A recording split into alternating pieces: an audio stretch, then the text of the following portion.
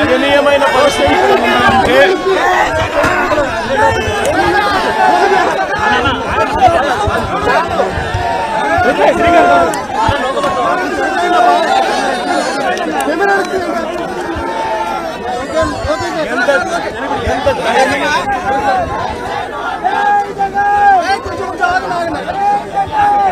దయనీయమైన పరిస్థితి ఇక్కడ ఉంది అని అంటే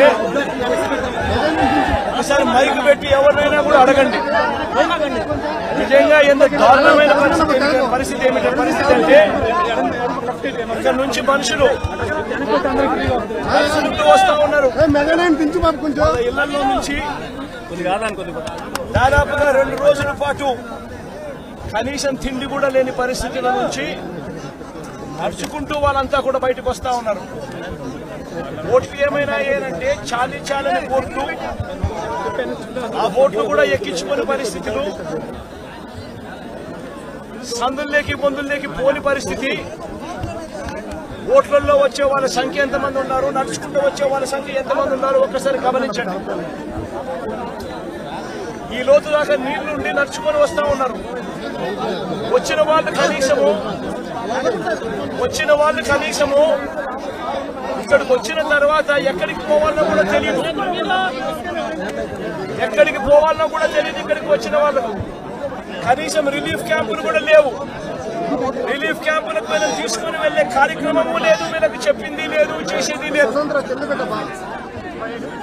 రిలీఫ్ క్యాంపులు కూడా లేకుండా ఇక్కడికి వచ్చిన వాళ్ళు ఎక్కడికి పోవాలో తెలియక వాళ్ళ బంధువుల ఇళ్ళకి పోతా ఉన్నారు. కనీసం వాళ్ళకు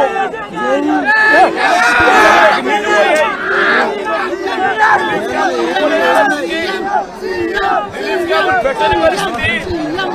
కనీసం ఎవరికైనా సహాయం చేశారా, కనీసం కాస్త డబ్బులు ఇచ్చారా అంటే ఒక్కరికి కూడా ఒక దమ్మిడి పైసా కూడా ఇవ్వలేదు.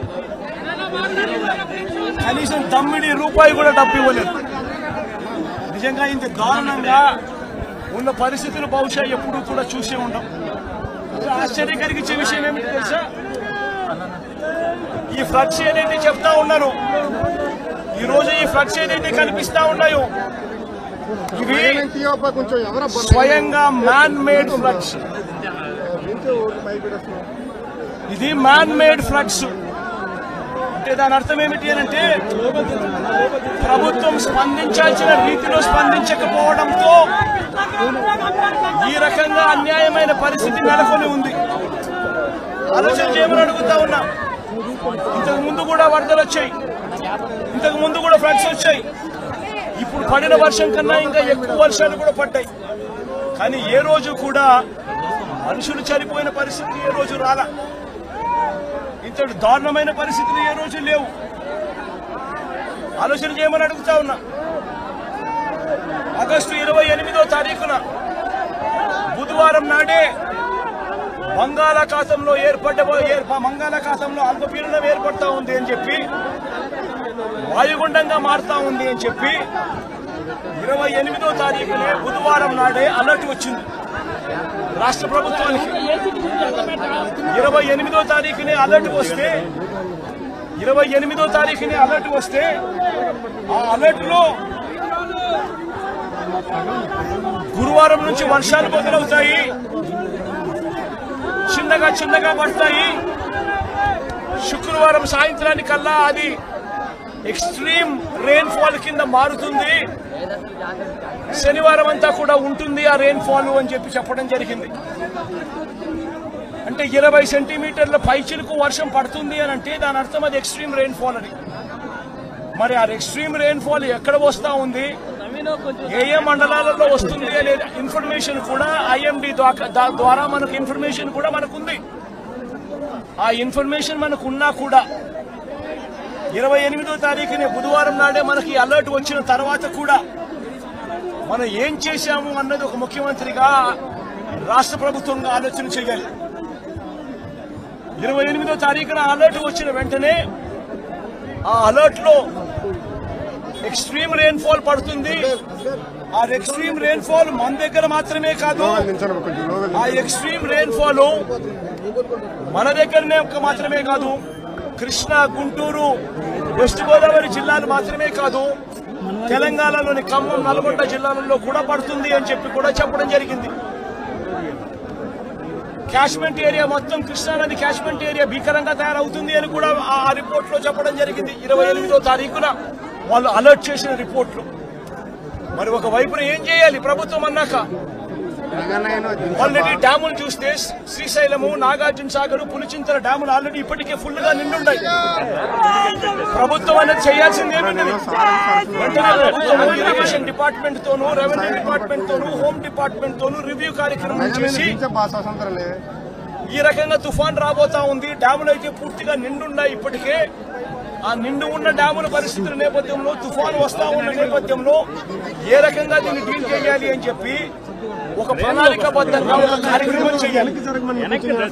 శ్రీశైలం నుంచి, నాగార్జున సాగర్ నుంచి, పులిచింతల నుంచి కనీసం 60-70 టీఎంసీల నీళ్లను అక్కడ నుంచి తగ్గించి అక్కడ వాటర్ ఫ్లడ్ కుషన్ ఏర్పాటు చేసుకోవాలి. అక్కడ వాటర్ ఫ్లడ్ కుషన్ ఏర్పాటు చేయకపోవడం వల్ల కృష్ణానదిలో వరదలు రావడం, ఒకవైపున తుంగభద్ర నుంచి కురిసిన వర్షాల నేపథ్యంలో దాదాపుగా 170 క్యూసెక్ల నీళ్లు తుంగభద్ర నుంచి నీళ్లు రావడం, ఇది కూడా మనకు ఇన్ఫర్మేషన్ ఉంది. సిడబ్ల్యూసీ వాళ్ళు కూడా రిపోర్ట్ చెప్తా ఉన్నారు. ఈ నెల 30వ తారీఖు నుంచి శ్రీశైలంలోని కృష్ణానది ఇంకా భీకరంగా, కర్ణాటక నుంచి, మహారాష్ట్ర నుంచి కూడా వర్షాల వల్ల భీకరంగా నీళ్లు వస్తాయని చెప్పి శ్రీశైలంలో నీళ్లను తగ్గించి ఉండింటే, తుంగభద్ర నీళ్లు శ్రీశైలంలోను, నాగార్జున సాగర్ లోను అపికర ఉండగలిగిందంటే ఆ వాటర్ ఫ్లడ్ కుషన్ ఏర్పరచుకోవడం వల్ల దాదాపుగా సబ్స్టాన్షియల్ గా నీటిని అక్కడే మనం కట్టడి చేసి ఉండొచ్చు.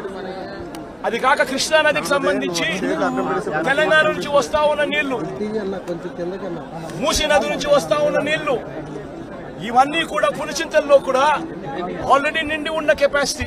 అక్కడ కూడా నీళ్లు తగ్గించి ఉండింటే అక్కడ కూడా నీళ్లు ఆపి ఉండే పరిస్థితి.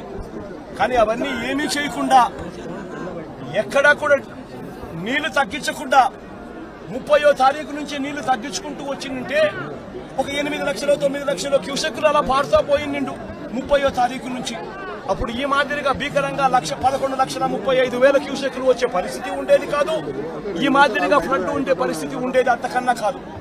కానీ రాష్ట్ర ప్రభుత్వం తీవ్రంగా జాప్యం చేసి, ఏకంగా చంద్రబాబు నాయుడు గారు అనే వ్యక్తి తాను ప్రజలను పట్టించుకోవాల్సిన ఆవశ్యకతను పూర్తిగా మర్చిపోయి రెడ్ బుక్ పాలనతో పరిపాలన సాగిస్తూ కక్ష సాధింపుల మీదనే ధ్యాస పెడతా ఉన్నాడు తప్ప గవర్నెన్స్ మీద, ఏం చెయ్యాలి అన్న దాని మీద ధ్యాస లేకనే ఇది మ్యాన్ మేడ్ ఫ్లడ్ కింద ఇంత భీకరంగా తయారైన ఫ్లడ్ ఇది. దీనికి గన 30వ తారీఖు నుంచే పర్ఫెక్ట్ ప్లానింగ్ గన చేసిందంటే, మనకు బుధవారం నాడు అలర్ట్ వచ్చినప్పుడే తుఫాన్ రాబోతా ఉంది అని చెప్పి అలర్ట్ వచ్చినప్పుడే మనం కానీ ప్లానింగ్ చేసి ఉంటే తుంగభద్ర నుంచి వచ్చే నీళ్లు శ్రీశైలం, నాగార్జున సాగర్లో ఆగి ఉండేటివి. పులిచింతల్లో మూసీ నది నుంచి వచ్చే నీళ్లు ఆపుకొని ఉండవచ్చు. తర్వాత ఉపనదుల నుంచి వచ్చే నీళ్లు ఏదైతే ఉందో, ఆ ఉపనదుల నుంచి వచ్చే నీళ్లు పారినా కూడా ఇంత తీవ్రమైన డ్యామేజ్ ఎక్కడా కూడా ఉండే పరిస్థితి కూడా ఎక్కడా ఉండదు. బుడమేరు అనేది బుడమేరు నుంచి వరదలు వస్తా ఉన్నాయని తెలుసు. బుడమేరు నుంచి వస్తా ఉన్న వరదలను కూడా ఇక్కడనే పంపించే కార్యక్రమం చేశారు. శనివారం రాత్రి ఒక అలర్ట్ లేకుండా, ఒక సిగ్నల్ లేకుండా నీళ్లు బుడమేరు నుంచి గేట్లు ఎత్తేశారు. ఎంత దారుణమైన పరిస్థితి అనంటే, బలగలేరు హెడ్ రెగ్యులేటర్ కు సంబంధించిన లాకులను 11 లాకులను శనివారం రాత్రి అర్ధరాత్రి దాటిన తర్వాత ఎత్తారు. అలర్ట్ లేదు. ఇక్కడ ఈ ప్రాంతంలో ఉన్న ప్రజలకు కనీసం చెప్పడం లేదు. ఎత్తేసినారు. ఎందుకు ఎత్తినారు? చంద్రబాబు నాయుడు గారు ఉన్న ఇల్లు, కరకట్టు మీద ఉన్న ఇళ్లకు ఆ ఇంటికి సంబంధించిన ఆ నీళ్లు పోకుండా రక్షించుకునే దానికోసం విజయవాడలోని ఈ ప్రాంతాన్నంతా కూడా నీటిమయం చేశారు చంద్రబాబు నాయుడు గారు. నేను అడుగుతా ఉన్న ప్రతి ప్రశ్న కూడా లాజికల్ గా అడుగుతా ఉన్నాను. ఎవరైనా కానీ సమాధానం చెప్పాలనుకుంటే మొట్టమొదటిగా ప్రజలకు క్షమాపణ చెప్పి ఆ తర్వాత ఈ ప్రజలకు ఏం చేయబోతున్నాము అన్న మాటలు కూడా చెప్పి ఆ తర్వాతనే సమాధానం చెప్పాలని చెప్పి చంద్రబాబు నాయుడు గారిని గట్టిగా కూడా కోరుతా ఉన్నాయి. ఇప్పటికి కూడా రిలీఫ్ క్యాంపులు లేవు. నిన్నటి దాకా కూడా ఎన్ని రిలీఫ్ క్యాంపులు పెట్టారు అని చెప్పి అడిగితే 6 రిలీఫ్ క్యాంపులు మాత్రమే ఉన్నాయని చెప్తా ఉన్నారు. లక్షల మంది ఈరోజు నీట మునిగి ఉన్నారు. 6 రిలీఫ్ క్యాంపులు ఏ మూలకు సరిపోతాయో కూడా తెలియడం లేదు.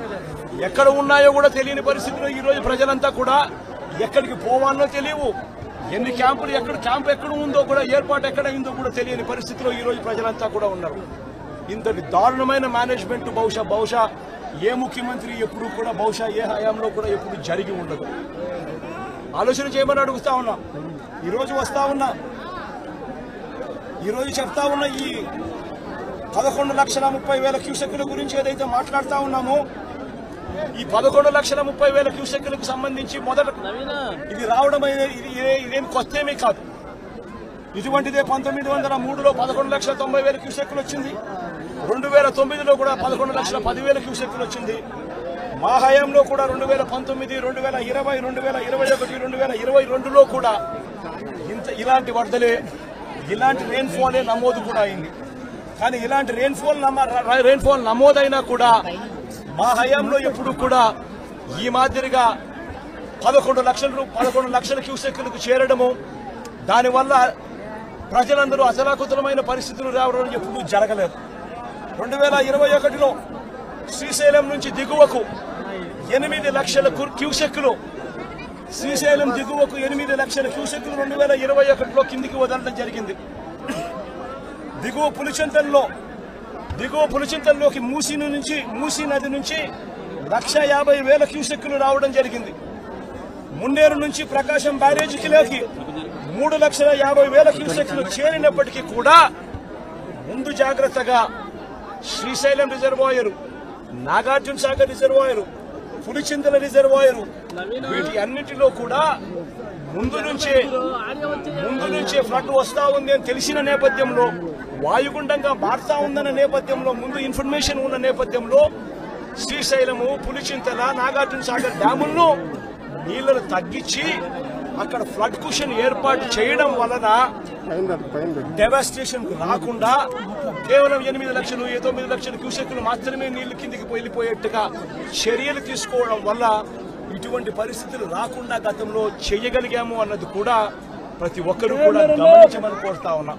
ఇంతటి మ్యాన్ మేడ్ ఫ్లడ్ క్రియేట్ చేసినందుకు చంద్రబాబు నాయుడు మొట్టమొదటిగా ప్రజలకు క్షమాపణ చెప్పాలి. క్షమాపణ చెప్పి కనీసం వీళ్ళకందరికి కనీసం బేసిక్ ఫెసిలిటీస్ లేవు. తినేదానికి తిండి లేదు,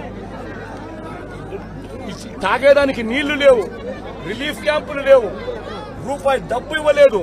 వీళ్ళందరూ ఎలా బతకాలని చెప్పి అడుగుతా ఉన్నారు. చంద్రబాబు నాయుడు ఇక్కడికి వచ్చి క్షమాపణ చెప్పి సమాధానం చెప్పాలని కూడా అడుగుతా ఉన్నారు.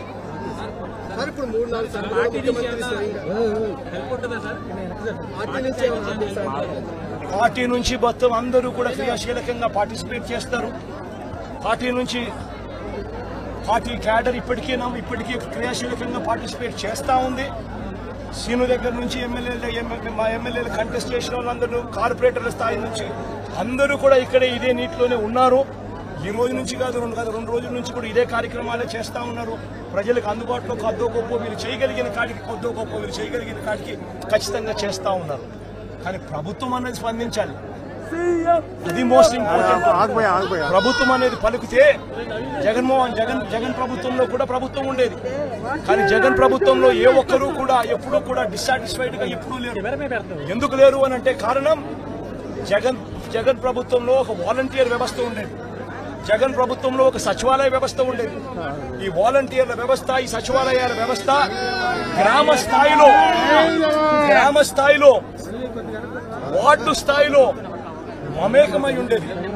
వీళ్ళందరూ కూడా వాలంటీర్లందరూ కూడా ఎప్పుడు వరద వచ్చినా, ఎప్పుడు తుఫాన్ వచ్చినా వీళ్ళ సహాయ సహకారాల వల్లే గొప్పగా ఎటువంటి కంప్లైంట్స్ ప్రజల నుంచి రాకుండా సాచ్యురేషన్ పద్ధతిలో ప్రజలకు మంచి చేయగలిగాం. తుఫాన్ వచ్చినప్పుడు జగన్ ముఖ్యమంత్రిగా ఉన్నప్పుడు తుఫాన్ వచ్చినప్పుడు కలెక్టర్ గారికి నేను చెప్పేవాడిని, నేను మీకు వారం రోజులు టైం ఇస్తా ఉండా, వారం రోజుల తర్వాత నేనే వస్తాను, వచ్చిన తర్వాత నేను ప్రజలతో మమేకమై నేను అడుగుతాను. ఏ ఒక్కరి నోట్లో నుంచి కూడా కలెక్టర్ మాకు పలకలేదు, కలెక్టర్ స్పందించలేదు, కలెక్టర్ వల్ల మాకు నష్టం జరిగింది అన్న మాట ఎప్పుడూ వినపడకూడదు అని చెప్పి నేను ఆదేశాలు ఇచ్చేవాడిని. మా కలెక్టర్ బాగా పనిచేశాడు, మా కలెక్టర్ మంచివాడు అనే మాట వినపడాలి అని చెప్పి గట్టిగా కలెక్టర్లకు ఎప్పుడు చెప్పేవాడిని. చెప్పిన ప్రకారం నేను ఖచ్చితంగా వారానికి నేను వారం రోజుల తర్వాత నేను పోయేవాడిని. పోయేసరికి వాలంటీర్ సైన్యం అక్కడ ముందే ఉండేది. గ్రామ సచివాలయాల్లో పనిచేసే మొత్తం పిల్లలందరూ కూడా అక్కడే ఉండేవాళ్ళు. ఆ వారం రోజుల పాటు వాళ్ళంతా కూడా ప్రభుత్వం అంతా కూడా పూర్తిగా కలిసి ప్రతి గడపకు వెళ్ళేది. ప్రతి గడపకు వెళ్లి సహాయ సహకారాలు అందిస్తూ మొట్టమొదటిసారిగా ఎప్పుడు జరగని విధంగా ప్రతి కుటుంబానికి 2000 రూపాయలు సహాయం కూడా, ఆర్థిక సహాయం కూడా అందించిన పరిస్థితులు ఎప్పుడైనా ఉన్నాయి అంటే అది ఒక్క జగన్ ప్రభుత్వంలో మాత్రమే జరిగింది. అటువంటి కొత్త సాంప్రదాయాలను ముందుకు తీసుకొచ్చింది మనం, వాలంటీర్ వ్యవస్థను ముందు పెట్టింది మనం. సచివాలయ వ్యవస్థ, వాలంటీర్ వ్యవస్థతో పూర్తిగా ప్రతి గడపకు కూడా సహాయ సహకారాలు అందించగలిగాము. రిలీఫ్ క్యాంపులు తుఫాను వచ్చే నాటికే రిలీఫ్ క్యాంపులు ఏర్పాటయ్యేటివి. ముందుగానే లోతట్టు ప్రాంతంలో ఉన్న మనుషులందరినీ కూడా ముందుగానే రిలీఫ్ క్యాంపులకు ట్రాన్స్ఫర్ చేసేవాళ్ళము. రిలీఫ్ క్యాంపుల్లో అందరినీ కూడా బాగా చూసుకోవడమే కాకుండా రిలీఫ్ క్యాంపుల్లో బయటికి వెళ్లేటప్పుడు డబ్బులు కూడా 2000 రూపాయలు డబ్బులు కూడా సహాయం కూడా ఇచ్చి పంపించిన కార్యక్రమం కూడా అప్పట్లో జరిగేది. అప్పటికి ఇప్పటికి తేడా గమనించండి. చంద్రబాబు నాయుడు కూడా కనీసం ఇప్పటికైనా ప్రజలకు క్షమాపణ చెప్పి కనీసం చేయాల్సిన పనులు ఖచ్చితంగా చేయమని చెప్పి అడుగుతా ఉన్నాం.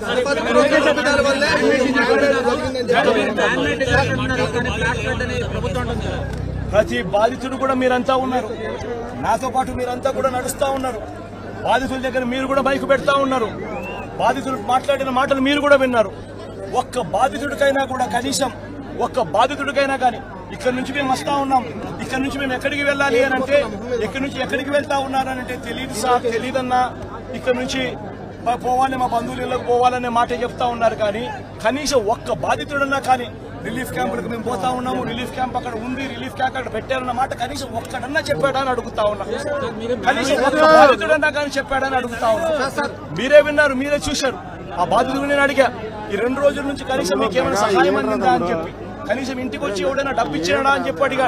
ఇంటికి వచ్చి మంచి నీళ్ళు ఇచ్చే కార్యక్రమం జరగలేదు సార్, డబ్బులు కదా దేవుడు ఎరుగు అని చెప్పి మాటలు వినిపించారు. మీరంతా కూడా విన్నారు.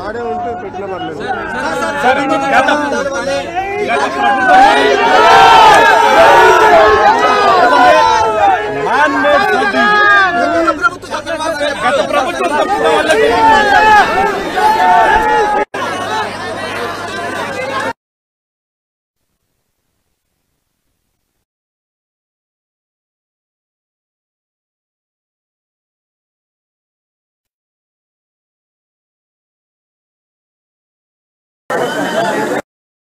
వచ్చారన్నా